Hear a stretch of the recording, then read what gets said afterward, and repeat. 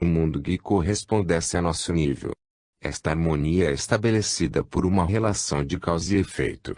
É a nossa consciência que produz o estado desse mundo, segundo o nível espiritual que ela atingiu.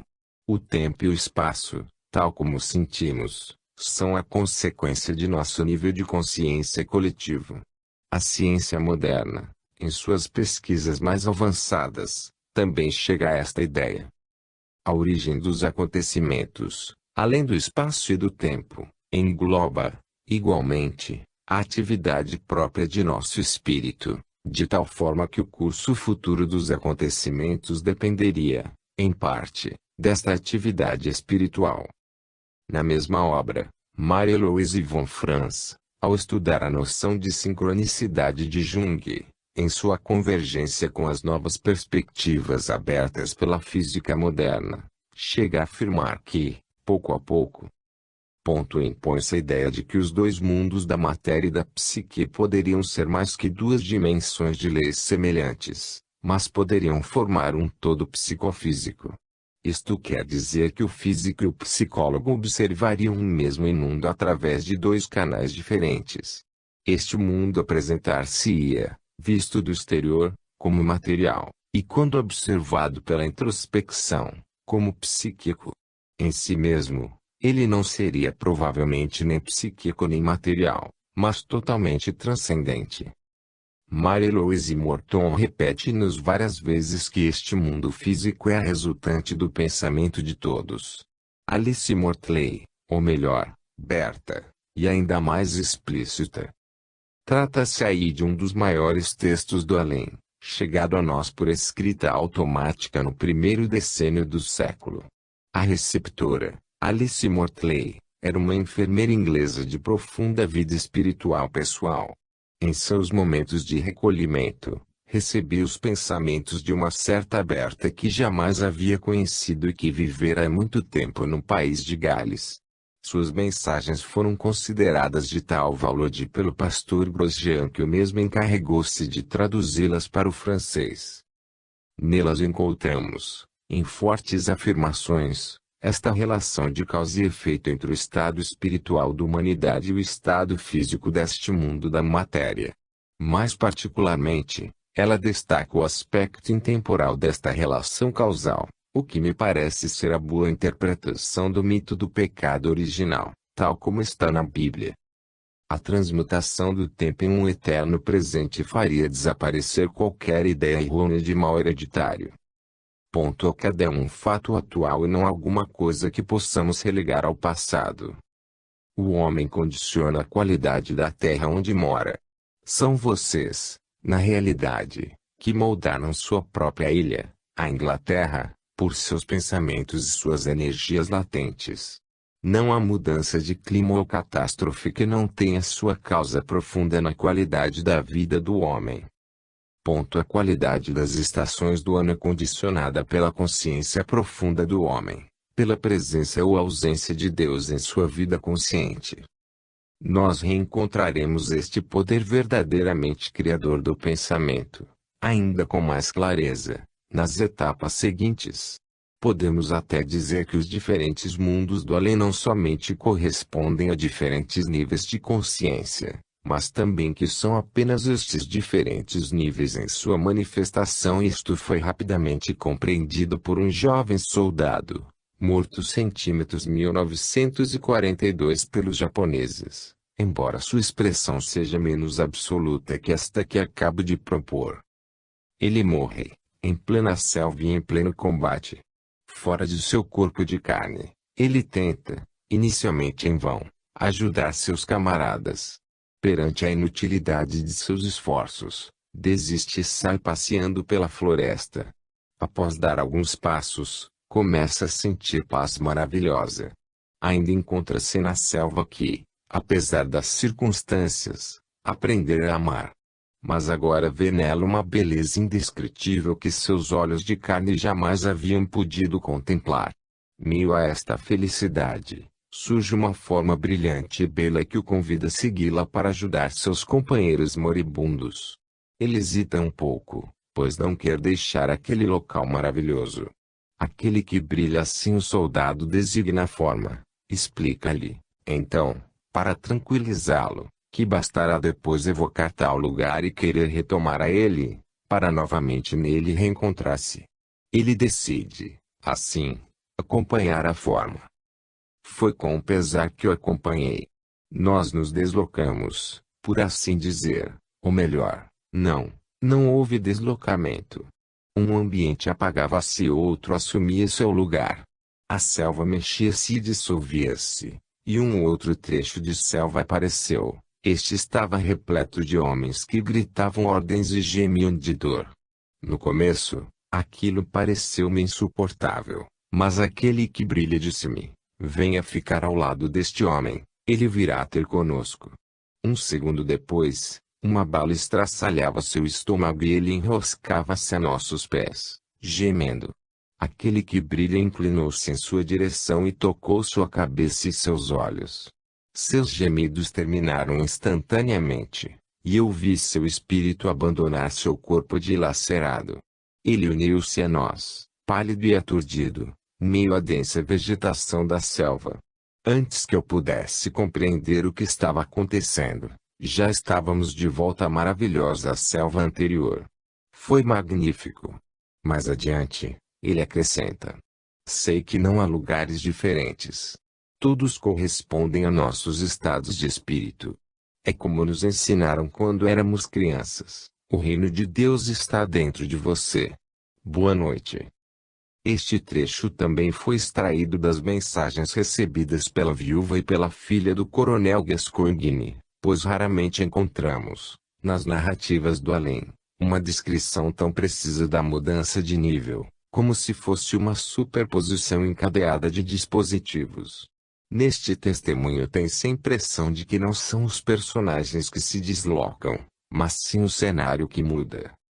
Entretanto, os próprios falecidos sentem que estão realizando uma viagem de fato, com uma sensação de velocidade, como ocorre no famoso túnel do qual já falamos quando das EFM. As duas impressões não são, aliás, necessariamente contraditórias.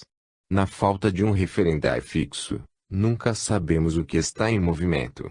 Simplesmente, ao invés de uma passagem direta de um lugar para outro, muitos têm a impressão de atravessar lugares intermediários.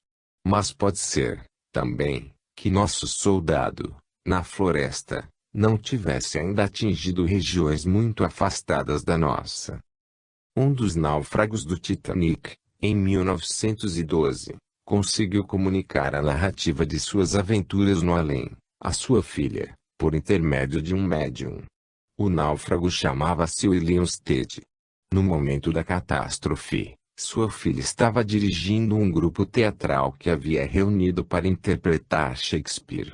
Um dos atores, Goldman, possuía, certamente, dons mediúnicos. Na mesma noite do naufrágio ele sentiu o que estava acontecendo no mar e contou a ela, sem mencionar o nome do navio. Disse-lhe ainda que seu parente próximo estava enviando, por seu intermédio, sua última saudação. 15 dias após a morte de seu pai, a senhorita Stead pôde entrar em comunicação direta com ele, por cerca de 20 minutos, inclusive vendo-o, durante uma sessão mediúnica. Os contatos multiplicaram-se, sob diferentes formas.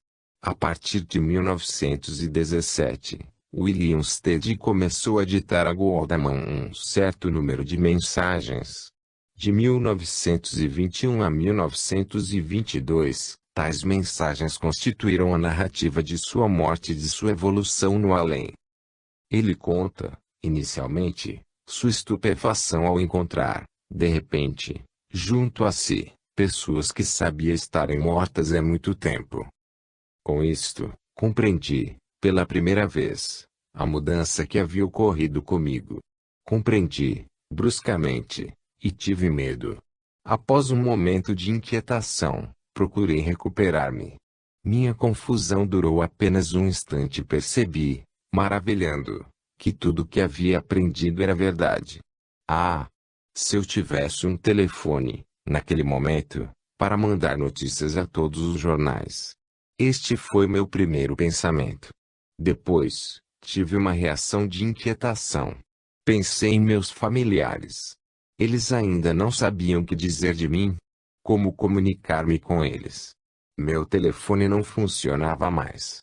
Eu via tudo na Terra, pois ainda estava muito próximo de nosso planeta. Eu vi o navio afundado, os náufragos, e isto deu-me energia. Eu tinha força para ajudar. E, de desesperado, tornei-me capaz de socorrer os demais. Em pouco tempo tudo estava acabado e nós esperávamos apenas o fim da catástrofe. Era como se esperássemos uma partida. Finalmente, os sobreviventes foram salvos, e os afogados viveram. Então, aqueles da segunda categoria, ou seja, nós, todos juntos, mudamos desse cenário e dessa direção. Para todos nós teve início uma estranha viagem. Aliás, o grupo que formávamos também era estranho. Ninguém sabia para onde íamos. Esta cena era de uma tragicidade indescritível. Muitos, compreendendo o que havia acontecido, sentiam uma terrível inquietação, tanto pela família que haviam deixado, quanto pelo destino que os aguardava. Quem cuidará de nós? Diziam eles. Seremos levados à presença do Senhor? E qual decisão nos será anunciada por Ele? Outros pareciam indiferentes a tudo, mentalmente ausentes. Era, verdadeiramente, uma tropa de almas humanas esperando a matrícula no novo mundo. Tudo durara apenas alguns minutos, e eis que ali estavam centenas de corpos, flutuando na água, mortos, e centenas de almas conduzidas através dos ares, vivas. E algumas delas, inclusive, muito vivas. Muitas, com efeito, tendo percebido que estavam mortas, estavam furiosas por não terem podido salvar seus preciosos objetos. Elas lutavam para salvar objetos aos quais, na Terra, haviam concedido muito valor. O espetáculo do naufrágio era aterrorizante, mas em nada comparável ao daquelas almas arrancadas de seus corpos contra sua vontade. A cena era desesperadora. Nós esperávamos ser reunidos. E quando tudo estava pronto, abalamo-nos rumo a outros horizontes. A viagem foi curiosa, bem mais do que poderíamos ter imaginado. Subíamos verticalmente no espaço, com grande rapidez. Deslocávamos-nos em grupo como se tivéssemos sido lançados ao ar, de um amplo terraço, com uma força e uma velocidade gigantescas. Entretanto, não temíamos por nossa segurança. Havia em nós um forte sentimento de solidariedade. Não sei quanto tempo durou nossa viagem, nem a que distância da Terra estávamos, quando chegamos a nosso destino. Mas foi uma chegada maravilhosa. Era como se tivéssemos saído do inverno britânico para entrar na luminosidade de um céu meridional. Tudo era bonito e resplandecente neste novo país. Já o avistáramos de longe, ao nos aproximar. Todos aqueles que tinham algum conhecimento sobre o assunto pensaram que tínhamos sido enviados a este local de recepção devido à nossa separação brutal da vida terrestre. O infeliz neófito ficou aliviado ao chegar. Uma certa sensação de orgulho tomava conta de nós ao vermos que tudo era leve, resplandecente e, além disto, tão material e sólido, em todos os sentidos, quanto tudo que acabáramos de deixar na Terra. Nossa chegada foi motivo de alegria para muitos amigos e parentes que nos eram queridos quando estávamos na Terra. Quando chegamos, todos nós, que havíamos naufragado, fomos postos de lado. Podíamos novamente dispor livremente de nossas energias, embora cada um de nós estivesse acompanhado de um amigo pessoal, falecido há anos. Desta vez, como vimos, tem-se uma ideia da distância percorrida no espaço. O novo país hospedeiro chega até a ser visto antes da chegada a ele. É possível, aliás, que esta viagem seja mais nítida entre nosso mundo e as etapas seguintes que entre cada uma das etapas. O corte, de qualquer forma, é mais forte neste nível. Roland de Jovinel relata uma experiência um pouco semelhante. Vou citar um longo trecho só onde poder-se-á notar, Ao mesmo tempo, as analogias e as diferenças. Quando deixamos a Terra, chegamos imediatamente a uma espécie de bolha fechada. Após nosso último suspiro humano, não escutamos mais nada. Sem linha de ação, tendo perdido o sentido de orientação, voltamos pelas nuvens, sem nada a reconhecer. Esta é nossa primeira etapa. Depois, pouco a pouco, aprendamos a perceber as correntes divinas. E as estradas celestes abrem-se para nós. A primeira camada, que domina o mundo e pela qual devemos passar, é como um céu inteiro que deve ser percorrido. Este espaço é sulcado por cometas. Ficamos desorientados no desconhecido deste universo. Sem asas, ou quase, voltamos no éter, tão sem habilidade quanto pássaros recém-nascidos.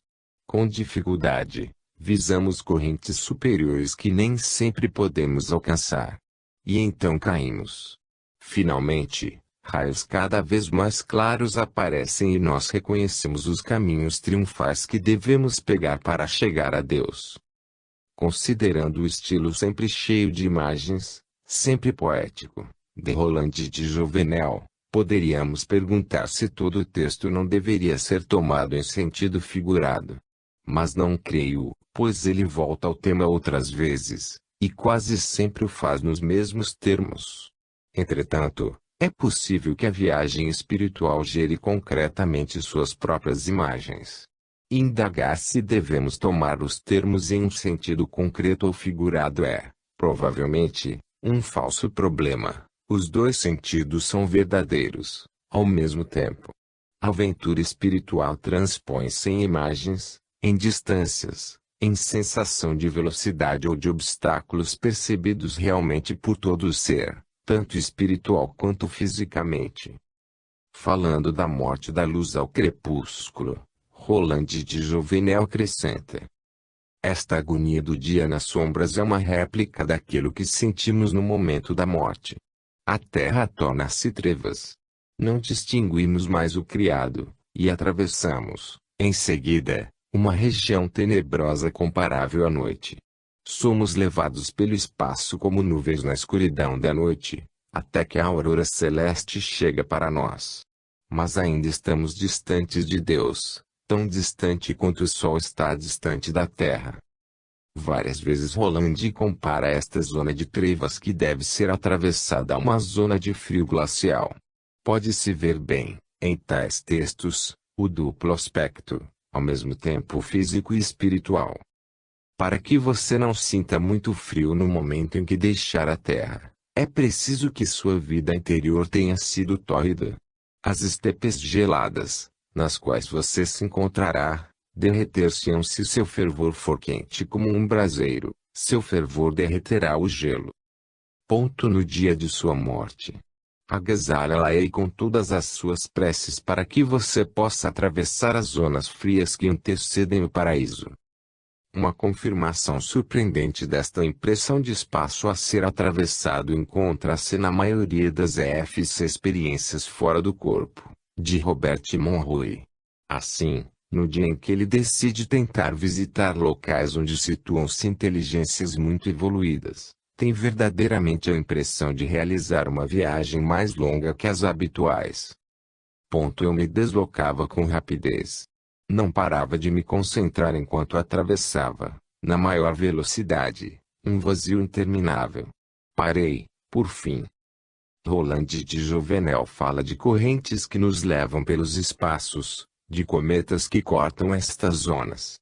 Robert Monroe descreve-nos alguma coisa semelhante. Por diversas vezes o movimento da viagem, que geralmente é rápido e sem sobressalto, foi interrompido por uma rajada violenta, como um furacão irrompido no espaço através do qual estávamos sendo levados. Tem-se a sensação de se estar sendo rejeitado por esta força incontrolada, lançado ao acaso, sem rumo, como uma folha ao sabor do vento. Lutar contra esta corrente é impossível. Só resta deixar-se levar. Em suma, somos projetados à margem da corrente e terminamos não sofrendo qualquer dano. Nada permite identificar a corrente, mas ela parece natural, e não criada de forma artificial. Uma vez vencido o grande corte entre este mundo e o além, parece ser mais fácil circular no interior de um mesmo nível, ou de um nível para outro. Muitos afirmam, entretanto, que nunca se pode ir às etapas superiores, a menos que se seja chamado ou conduzido, por um breve tempo, por um motivo bem preciso. Inversamente, pode-se sempre visitar aqueles que ficam para trás, em estágios inferiores. Não falo aqui dos subsolos, se é que posso expressar-me assim, onde apenas podem se aventurar os espíritos mais evoluídos, com o objetivo de socorrer e iluminar os mais fechados sobre si mesmos, os mais rebeldes às forças do amor. Voltarei a tratar, mais adiante, destes penosos mundos. Os ensinamentos da viagem astral. Frequentemente, aliás, tais visitas assemelham-se mais a uma bilocação que uma verdadeira viagem. Muitos relatam que, para visitar um amigo, enviam-lhe algo assim como uma cópia de si mesmos que surgirá junto ao referido amigo, permanecendo aí o tempo necessário ao encontro, como teriam feito eles próprios. No desenrolar da visita, eles percebem tudo aquilo que a cópia vê e ouve, como se eles mesmos estivessem no referido local. Uma relação existe, provavelmente, entre esta forma de visita um pouco estranha para nós, e as experiências frequentemente feitas por aqueles que, mais ou menos voluntariamente, viajam para fora de seus corpos. Eles observaram, muitas vezes, que seu corpo glorioso, astral, sutil, sua cópia se preferirem, podia entrar em comunicação com pessoas que vivem normalmente na Terra, mas em um nível além de sua consciência, uma espécie de diálogo entre a cópia de um homem, cujo corpo físico situa-se a quilômetros do local do encontro, e um outro homem que, no nível consciente, não desconfia do que está acontecendo, que assiste, talvez, tranquilamente, a seu jogo de futebol pela televisão enquanto seu subconsciente, ou talvez também sua própria cópia, em sua própria casa, se assim posso falar, em seu próprio corpo físico, vê e responde ao visitante invisível. Há muitas observações desta natureza, muito precisas, feitas por Robert Monroe. Monroe, grande viajante do astral, é especialmente confiável. Não se trata de um sonhador, mas de um homem de negócios. Em sua vida profissional, rica e diversificada, foi escritor, diretor e produtor de cerca de 400 programas de rádio e televisão. Possuiu e dirigiu uma rede de rádio e televisão a cabo na Virgínia. Depois, fundou e dirigiu o Instituto Monroe, especializado no estudo dos efeitos das ondas sonoras sobre o comportamento humano. Vale acrescentar que sua primeira desincorporação não está ligada, como muitas vezes ocorre, a um acidente ou a uma operação, nem tampouco ocorreu durante sua infância ou adolescência. O fenômeno ocorreu com ele na fase adulta. Ele submeteu-se, inclusive, de bom grado a testes e controles do Departamento de Pesquisas do Hospital de Topeka, tendo, muitas vezes, por sua própria iniciativa, solicitado a colaboração de médicos, psiquiatras e psicólogos na esperança de melhor compreender o mecanismo do que lhe acontecia. Ele criou um pequeno laboratório onde ensina seu método de projeção para fora do corpo, tendo sido com ele que Elizabeth Kubler-Ross aprendeu a desincorporar segundo sua própria vontade. Uma das grandes características das narrativas de Robert Monroe é a sua preocupação em observar rigorosa e objetivamente. Após cada uma de suas saídas, ele anotou, imediatamente, todos os detalhes importantes. Ora, muitas vezes ele teve a impressão de ter sido visto e ouvido pelas pessoas com as quais havia se encontrado. Teve mesmo a impressão de que estas pessoas reagiam em função de sua presença e daquilo que ele lhes dizia. Ele ouviu e anotou suas respostas. De volta em seu corpo, no momento das verificações, ao telefonar para as pessoas visitadas, essas confirmaram-lhe todos os detalhes externos de sua visita, a arrumação do local visitado, a atividade que estavam desenvolvendo na hora em que teriam sido visitadas, o assunto que tratavam com outras pessoas igualmente presentes no local. Mas elas nunca se lembravam de tê-lo percebido, visto ou ouvido, e muito menos de haver respondido a qualquer pergunta. Monroe observou até mesmo que certas pessoas, entretidas em conversas com terceiros, respondiam às suas perguntas sem notar e sem perturbarem a conversa que estavam mantendo. Um exemplo: Robert Monroe vai visitar, por meio de sua cópia, uma amiga se encontra em férias em sua casa na costa de Nova Jersey. Quando ele chega, ela se encontra na cozinha com duas garotas. Monroe saberia mais tarde que se tratava da sobrinha de sua amiga e de uma colega desta sobrinha. As três conversavam, mas eu não ouvi o que elas diziam. Aproximei-me primeiro das duas garotas, colocando-me diretamente à frente delas. Mas não consegui chamar a atenção das mesmas. Virei-me, então, em direção a R.W., sua amiga, e perguntei-lhe se ela tinha consciência da minha presença. Ah, sim, eu sei que você está aqui, respondeu-me ela, mentalmente ou por meio desta comunicação supraconsciente que eu já conhecia bem, continuando a conversar com as duas garotas. Perguntei-lhe se estava segura de que se lembraria de ter sido visitada por mim. Sem dúvida nenhuma, respondeu-me. Disse-lhe que eu me certificaria de que ela não se esquecera. Eu me lembrarei, tenho certeza, disse R.W. continuando sua conversa oral com as garotas. Eu disse ainda que desejaria ter certeza disto e que, para tanto, iria beliscá-la. Mas você não precisa fazer isto. Eu me lembrarei, afirmou. Eu não queria deixar nada por conta do acaso e, assim, tentei beliscá-la delicadamente, bem entre os quadris e a caixa torácica, do lado. Ela deixou escapar um grito de dor e eu recuei um pouco, surpreso. Eu não pensava que conseguiria beliscá-la. Entretanto, alguns dias depois, quando R.W. retomou de suas férias e Monroe foi verificar o fato, ela confirmou as circunstâncias, a cozinha, as bebidas, as garotas, etc.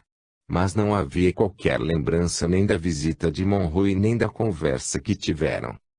Eu perguntei-lhe de forma incisiva, mas foi inútil. Impaciente, acabei por perguntar se ela se lembrava de ter sido beliscada. Um olhar estupefato respondeu-me. Era você? Ela me observou por um instante, depois entrou em meu escritório fechando cuidadosamente a porta atrás de si. Ergueu, então, ligeiramente, a beirada de seu blusão, do lado esquerdo. Havia duas marcas marrons ou azuis no local exato em que eu havia beliscado. Assim sendo, é preciso sempre questionar a respeito das coisas, como quando tropeçamos em um degrau de escada, absolutamente sem motivo. Quando, então, dessas conversações entre cópias, uma em seu corpo e a outra fora de seu corpo, parece-nos que, no primeiro caso, daquele que está em seu corpo, há dupla atividade simultânea, ao mesmo tempo da cópia e do corpo. Enquanto que geralmente, quando a cópia fora do corpo está em plena atividade, seu corpo, durante o mesmo período, está em repouso. Mas não é sempre assim. Jeanne Gesner conta como conseguiu levar, durante alguns instantes, uma dupla vida, perfeitamente consciente, ao mesmo tempo em seu corpo, estendido em uma cama, e em sua cópia, de pé junto a uma janela. Ela chegou a sentir, neste momento, e simultaneamente, duas sensações totalmente contraditórias, doçura e paz, na consciência de seu corpo, e dor pungente, na consciência de sua cópia. Ela viveu até, certa vez, em três planos ao mesmo tempo, em três lugares, e em três épocas diferentes. Eu vivi uma experiência semelhante, na casa de minha filha, em Paris, quando lá estive em novembro de 1948. Enquanto que, em meu quarto, minha mãe, minha filha e meu marido falavam entre si, a alguns poucos metros de mim, E que, para eles, eu parecia cochilar. Eu vivi simultaneamente três momentos diferentes no tempo e no espaço. Vivi consciente em cada um deles, sem que se confundissem, durante vários minutos. Insisto em que não se tratava de lembrança, memória ou sonho, mas de três presenças de mim mesma, simultâneas. Eu existia em três situações físicas, psíquicas e psicológicas diferentes, em três épocas diferentes, com uma sensação de onipresença indiscutível e um espírito de clareza nunca vista, centralizando, sem qualquer esforço, as percepções das três presenças de mim mesma. A obra de Jeanne Gesner não tem as mesmas pretensões científicas daquelas de Robert Monroe, mas relata com delicadeza, simplicidade, prudência e reservas os fenômenos vividos. Ela tem, além disto, o verdadeiro talento de uma contista. Vale a pena ler de que forma uma mulher do campo iniciou-a, inocentemente, nestes terríveis mistérios. Mas se a cópia, no interior do corpo, pode, por vezes, agir e responder, sem abandonar o corpo mas sem que a consciência normal deste mesmo corpo se aperceba, pode acontecer, também, que a cópia leve a iniciativa um pouco além, indo resolver alguns problemas fora do corpo, a revelia deste último. Harold Sherman, o grande especialista americano de parapsicologia, sobre o qual já falamos, conta como foi testemunha de um caso desta natureza, quando escrevia o roteiro de um filme, em 1941, em Hollywood. Ele havia travado amizade com um famoso detetive, em Chicago, especialista em criminologia. Este detetive estava agora aposentado e vivia a 25 ou 30 quilômetros, do outro lado de Los Angeles. Ele também se interessava muito por ocultismo, e Sherman reservava suas tardes de domingo para encontrá-lo. Os dois visitavam-se, alternadamente, na casa de um e na casa do outro. O feriado do Thanksgiving Day cairia, neste ano, em uma quinta-feira, 20 de novembro de 1941. Sherman e sua esposa haviam enviado a seus amigos Lowe's uma cesta de frutas como sinal de amizade. No domingo seguinte caberia aos Lowe's receber o casal Sherman. Na referida quinta-feira, Sherman chegou em casa por volta das 15 horas. Ele encontrou em sua caixa de correspondência um bilhete do porteiro avisando que o Sr. Lowe's havia estado em sua casa para visitá-lo e que o esperava no domingo seguinte. Harold Sherman ficou espantado ao saber que seu amigo havia atravessado Los Angeles, em dia de grande movimento, sem mesmo ter telefonado para certificar-se de que o encontraria em casa. De qualquer forma, as coisas já estavam combinadas para o domingo seguinte. Estaria Lowe's querendo agradecer a cesta de frutas. O bilhete do porteiro mencionava 14 horas e 30 minutos. Sherman telefonou, então, para seu amigo às 15 horas e 30 minutos, dando-lhe tempo para chegar em casa. Queria dizer-lhe que lamentava não tê-lo encontrado. Para a surpresa do Sr. Lowe's, que afirmou não ter saído de casa durante todo o dia. Deveria haver um erro qualquer. Ele havia recebido a filha, o genro e o neto para almoçar em sua casa naquele dia, e não havia sequer tirado o carro da garagem, ou calçado seus sapatos. Ficara em casa, à vontade, de macacão, casaco de tricô marrom e chinelos. Curioso. Sherman desceu para falar ao porteiro e pedir-lhe alguns detalhes. Poderia ele descrever o homem que havia deixado o recado? O porteiro respondeu que o homem parecia um operário, vestia um macacão e um casaco tricotado em lã marrom, camisa azul escura e um boné. A surpresa de Sherman aumentou e ele explicou tudo ao porteiro. As duas descrições coincidiam tanto. O porteiro lembrou-se, então, que não vira o homem entrar. Simplesmente, ao erguer os olhos, depararás-se com ele. O homem falava devagar, como se tivesse dificuldade em formar as palavras. Uma senhora, presente naquele instante, lhe dissera depois que o homem parecia muito estranho. O porteiro também não o vira ou escutara sair. Nenhum barulho de passos, nem da porta abrindo-se ou fechando-se. No domingo seguinte, Lose confessou a seu amigo que praticava, frequentemente, a desincorporação voluntária, mas perfeitamente consciente e sob pleno domínio. Inicialmente entrava em contato com seus amigos, por telepatia. Quando os mesmos estavam de acordo, ele visitava-os por projeção para fora do corpo. Ele tinha um amigo, padre católico na América do Sul, que dedicava-se ao mesmo esporte e vinha desta forma, encontrar-se com ele geralmente em um certo banquinho tranquilo de um jardim. Ele acrescentou que as pessoas que por ali passassem nunca perceberiam que se tratava de alguém fora de seu corpo físico. Detalhe interessante para nós, tratava-se, portanto, de alguma coisa além da simples viagem astral. A cópia era visível e consistente. Uma verdadeira bilocação. No caso bem particular em que Monroe pôde beliscar sua amiga, houve uma espécie de início de consistência. As fronteiras não são sempre bem claras entre um fenômeno e outro. O que inquietava Lose, e nós compreendemos bem, era o fato de que, pela primeira vez, sua cópia tomara uma tal iniciativa, sem sequer preveni-lo. A contraprova confirmou perfeitamente a hipótese. Na terça-feira seguinte, Lose apresentou seu porteiro, vestido da mesma forma que na quinta-feira anterior. O porteiro reconheceu-o rapidamente e, novamente inquirido, observou apenas que não se tratava da mesma camisa. A que ele vestia agora era mais clara. E era exato, a outra havia sido enviada para a lavanderia. Será preciso, então, criar uma lei para regulamentar os deslocamentos das cópias não acompanhadas.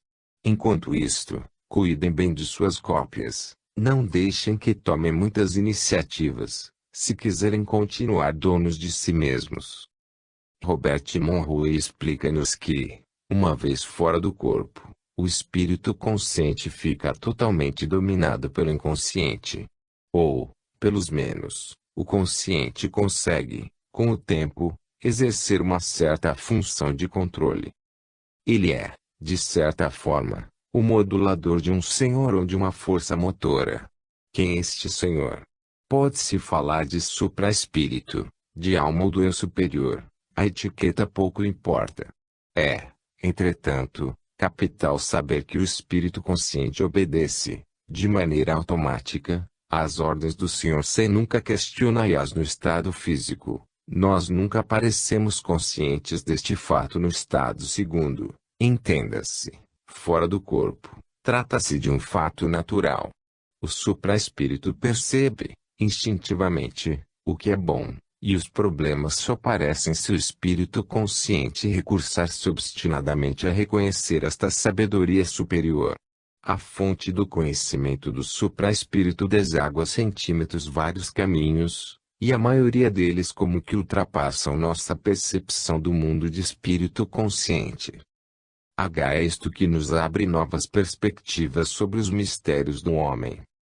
Acredito que estes poucos exemplos, extraídos das EFC permitem-nos, sem muitas extrapolações, ter uma certa ideia a respeito dos deslocamentos através dos primeiros níveis do além, ou mesmo, em certa medida, de um nível a outro.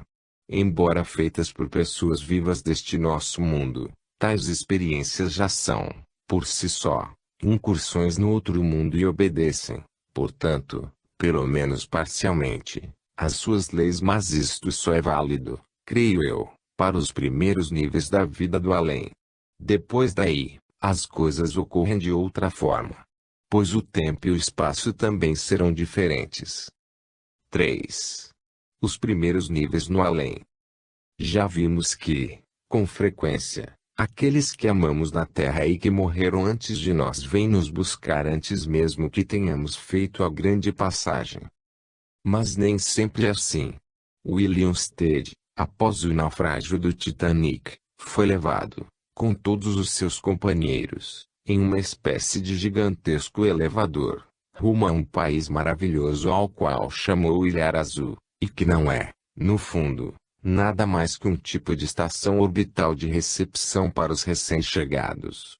É ali que eles encontram, efetivamente, seus parentes e amigos. Harold Sherman, em seu último livro, conta-nos que A. J. Plimpton, após a morte de sua esposa, interessou-se pelos fenômenos paranormais e obteve gravações da sua voz. Depois, conseguiu finalmente comunicar-se com ela e com outras pessoas falecidas, diretamente por telepatia. Assim, ficou sabendo que a Terra era efetivamente circundada por uma série de estações orbitais de recepção para os falecidos das diferentes partes do planeta. Mas que eram apenas locais de trânsito. Haveria mesmo espécies de centros de informações que permitiriam localizar, imediatamente, um morto cujos vestígios tivessem sido perdidos. Robert Monroe tem a impressão de, durante uma de suas experiências fora do corpo, ter visto rapidamente um destes centros de recepção. Mas ele não o situa no espaço, em relação à Terra. Eu me encontrava, por ocasião de uma visita, em um ambiente semelhante a um parque, com flores, árvores e gramados, cuidadosamente mantido, talvez um jardim público intercortado por caminhos. Estes últimos eram ladeados por bancos. Centenas de homens e mulheres vagavam por ali ou descansavam nos bancos. Alguns pareciam perfeitamente calmos, outros, inquietos. A maioria tinha um olhar desorientado. Sem dúvida alguma, todos achavam-se inseguros quanto ao que deviam fazer. Eu sentia, de uma forma ou de outra, que se tratava de um local de encontro, onde os recém-chegados esperavam amigos e parentes. Deste ponto de encontro os amigos levavam os que chegavam para o local a que pertenciam. Não é totalmente certo que todos os que morrem passem automaticamente por tais centros de recepção que são, de certa forma, centros de triagem. Talvez cada um já chegue em um centro diferente, segundo o destino que lhe será atribuído em seguida. Numa primeira etapa, com efeito, alguns não irão muito longe.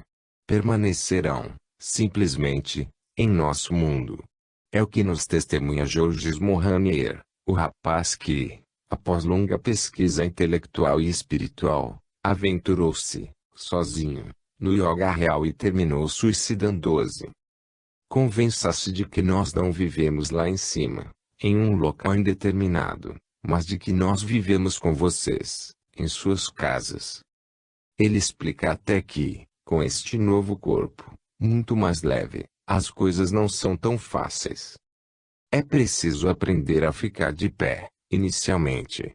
Depois, a andar, como os bebês da Terra. No começo, damos saltos, como os cosmonautas na Lua, sem a força da gravidade.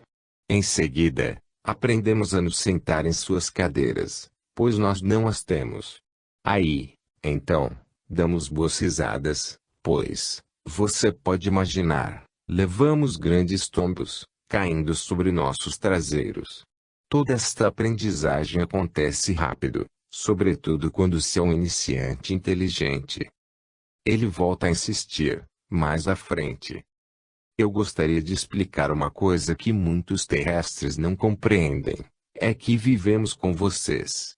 Vocês estão de tal forma acostumados a responder às crianças que se preocupam com uma pessoa falecida. Ela está no céu, ela está junto de Deus, que vocês acabam acreditando que nós estamos boiando na atmosfera, no meio das nuvens.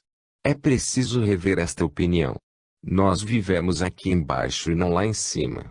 Nós vivemos em seus apartamentos e em suas casas. Nós deitamos em suas camas quando queremos e quando vocês estão ausentes. Nós nos sentamos em suas poltronas ou em suas cadeiras, e mantemos alegres conversas sobretudo enquanto vocês dormem, o que nos dá a total liberdade de ação. Nós ouvimos quando vocês conversam. Nós vemos vocês viverem, com uma alegria sem par. Nós ajudamos vocês através do pensamento. Às vezes por meio de uma intervenção que vocês sequer percebem, mas que é efetiva. Este é o nosso papel, mas é também uma grande alegria. A descrição que faz do corpo glorioso ou corpo espiritual que possui naquele momento corresponde, De certa forma, há tudo que já pudemos dizer até aqui, pelo menos em dois detalhes. Inicialmente, o intercâmbio entre os mortos ocorre ainda, neste estágio evolutivo, por intermédio da voz. Estas pessoas que nos ajudam, nos falam exatamente como se nós estivéssemos ainda sobre a terra. Nós as ouvimos pois elas têm vozes audíveis. Aliás, nós rapidamente constatamos que nós também temos uma voz. Em níveis mais elevados, entretanto acessíveis, ao menos por um breve instante, através de simples EFC, a comunicação acaba sendo feita diretamente de pensamento para pensamento. Em seguida, surge um detalhe curioso, sempre em seu nível de evolução, se o corpo espiritual passa através das paredes, de portas e de todos os objetos do mundo terrestre. Por outro lado, o que é curioso, ele não passa através dos seres vivos da Terra. Quando um de vocês vem sentar-se em nosso colo, nós nos afastamos imediatamente. Nós não gostamos muito disto. Temos que nos habituar. Aliás, com frequência sentamo-nos pelo chão, o que simplifica a questão. Os mais originais gostam de sentar sobre bufês e televisores, onde são menos incomodados. Este detalhe, exatamente, não é habitualmente observado, nem mesmo durante simples EFM ou EFC experiências nas fronteiras da morte ou experiências fora do corpo. Assim, durante uma de suas experiências de controle, quando ainda duvidava do fenômeno e procurava reunir provas, Robert Monroe encontrava-se sentado, com seu corpo espiritual, na casa de algumas senhoras informadas a respeito de suas experiências. Ele deveria descrever, em seguida, as instalações, as roupas e até, parcialmente, as conversas mantidas. Em um determinado momento uma das senhoras sentou-se, inadvertidamente, em sua poltrona, ou seja, em seu colo, ou mais exatamente, no colo de seu corpo espiritual. Monroe observa em seu relatório de visita. Eu não senti o seu peso. A senhora também não se sentiu de forma alguma incomodada. Apenas quando uma das amigas gritou, não se sente sobre o bode, ela ergueu-se abruptamente. Quanto a isto, Monroe observa simplesmente, ouvi risos, mas meu espírito estava ocupado com outros pensamentos. Entretanto, Georges Mohannier conheceu bem a existência possível de outras formas de vida. Ele conheceu sobretudo o poder criador extraordinário do pensamento, dele tendo-se, por vezes, utilizado. Mas, por questões bem secundárias. No além, apenas por força do pensamento, conseguiu ler o cavanhaque com o qual tanto sonhara na terra, mas que nunca conseguira cultivar a contento. Da mesma forma, certos dias veste-se de branco, é nosso pensamento que nos veste. Tudo é pensamento no astral, e é muito importante compreender isto. Mas no conjunto, este poder criador do pensamento, exercido necessariamente de modo subjetivo, é para ele apenas ilusório. É verdade que, para alguns, tal poder poderá ser exercido sem controle, quando projetarão suas angústias em um universo de pesadelos. Outros, também, tentarão indefinidamente, inocentemente, e inutilmente, criar um universo de palácios ou jardins maravilhosos.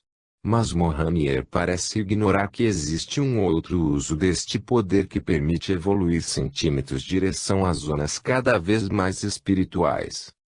Mohannier não vê neste poder criador do pensamento senão ilusão e, por conseguinte, tentação.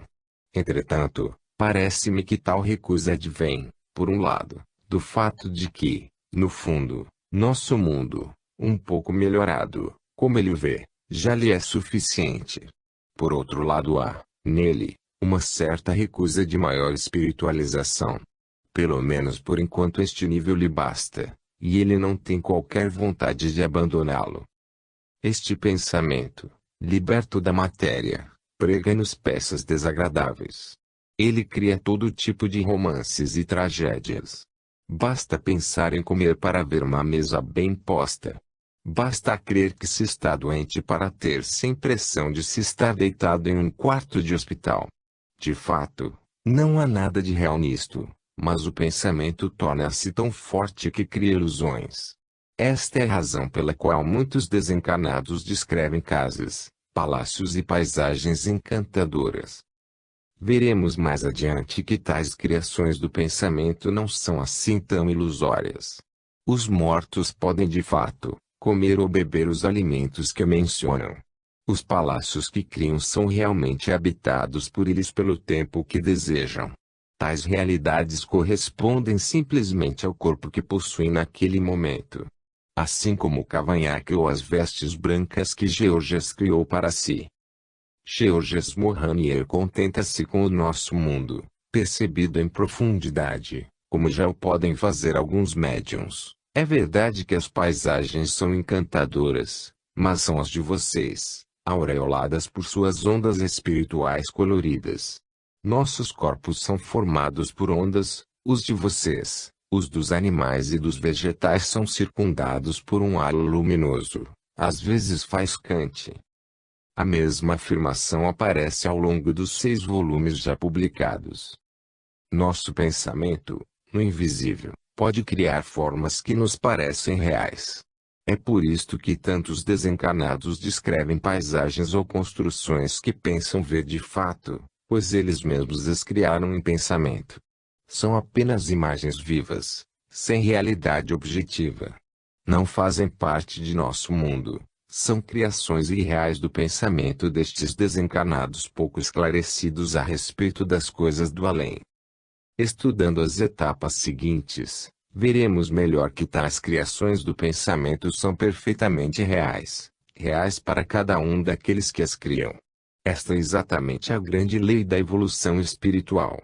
É isto que Georges Mohannier ainda não compreendeu, parece-me, nem tampouco aqueles que vivem em harmonia com ele, formando, todos, um pequeno grupo. Estão longe de concluir sua evolução espiritual, contrariamente ao que pensam. Acreditam estar na quinta esfera do sistema que imaginaram, quer dizer, na penúltima etapa deste sistema. Parece-me que, ao contrário, estão no início de uma lenta evolução que ainda sequer aceitaram. Inversamente, penso que um dia poderão evoluir sem precisar passar pela prova de uma nova vida na Terra. Cada um continuará nesta primeira etapa, ou seja, continuará a viver entre nós, pelo tempo que desejar. Normalmente, após um certo tempo, ele deveria ser tentado a utilizar mais o poder criador do pensamento para coisas mais importantes que a criação de um cavanhaque ou de vestes brancas. Este seria o início de sua evolução. O reino de Deus está dentro de vós. Cada um vai criar, em torno de si, o mundo que esteja em harmonia com o que ele é. Ele o fará quase que involuntariamente, pelo menos enquanto não tiver aprendido a controlar seus pensamentos. Robert Monroe, sem ter morrido, unicamente durante suas EFC, teve provas deste processo. Ele observa, com precisão, que nossas ações seguem os pensamentos. Fora do corpo físico, não é a mesma coisa. A ação é posterior ao pensamento no estado físico, constituem, ambas, uma só coisa. Não há tradução mecânica do pensamento em ação. É a ideia de movimento que cria a ação. O texto a seguir é bastante esclarecedor e permite-nos rever nossas ideias sobre os meios de transporte do além. Ao mesmo tempo, explica-nos o que ocorre em tal estado de evolução. As palavras foram sublinhadas pelo próprio autor. Trata-se de Albert Pauchard que transmite a seus amigos holandeses uma mensagem destinada à sua irmã. É curioso, mas não consigo ver-te bem em teu novo apartamento. Quando estou contigo, estamos sempre na rua C.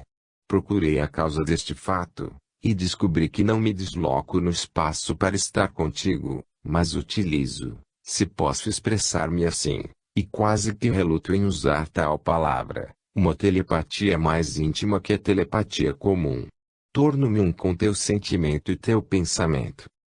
Mas tua imagem está ainda, para mim, cercada por um ambiente familiar.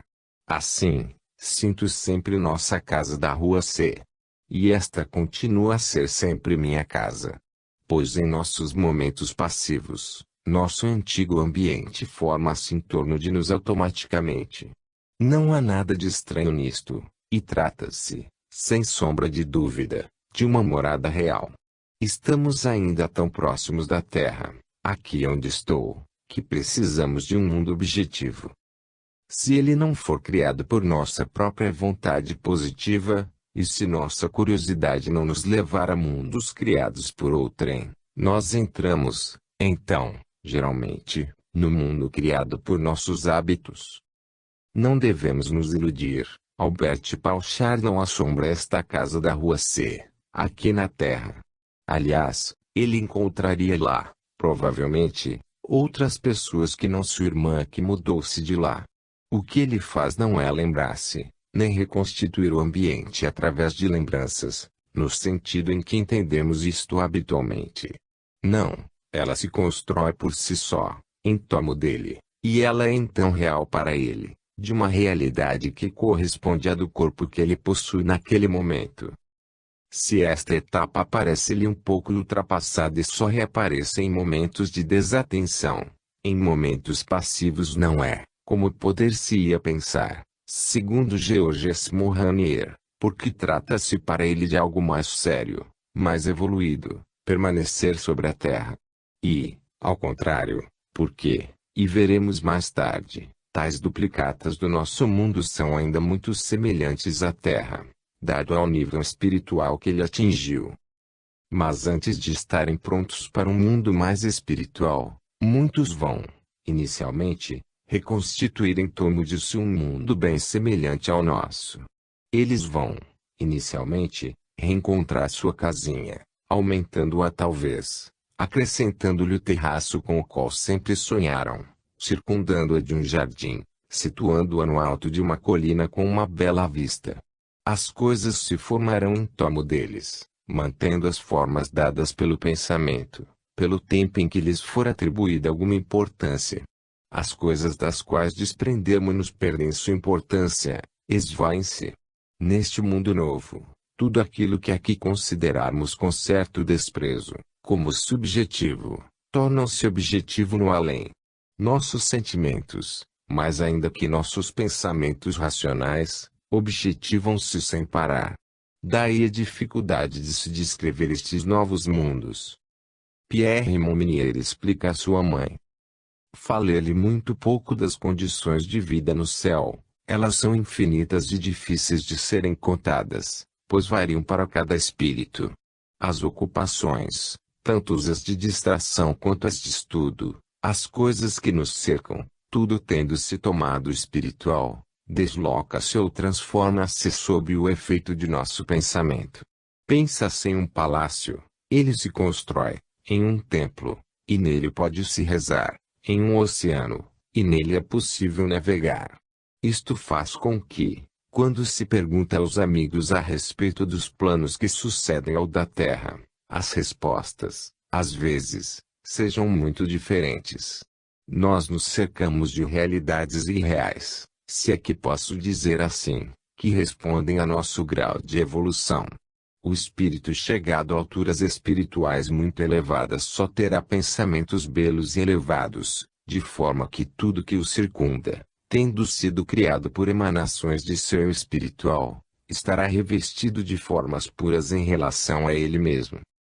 É o mundo imaginal, parece-me, tão caro a Henri Corbin, grande especialista dos místicos muçulmanos e, sobretudo, de Ibn Arabi. No nível de ser e do consciente do imaginar, os incorporais tomam corpo e os corporais se espiritualizam. Quando estava gravemente enfermo, tomado por um acesso de febre, Ibn Arabi viu-se cercado por figuras ameaçadoras. Mas eis que surgiu um ser de maravilhosa beleza, de suave perfume, que afastou as figuras demoníacas com uma força invencível. "Quem é você?" perguntou Ibn Arabi. "Sou Assura Yazin." Na realidade, seu infeliz pai, angustiado à sua cabeceira, recitava, neste momento, este capítulo do Corão, o 36º, que se entoa especialmente para os que agonizam. Que o verbo proferido emite uma energia suficiente para que ganhe corpo,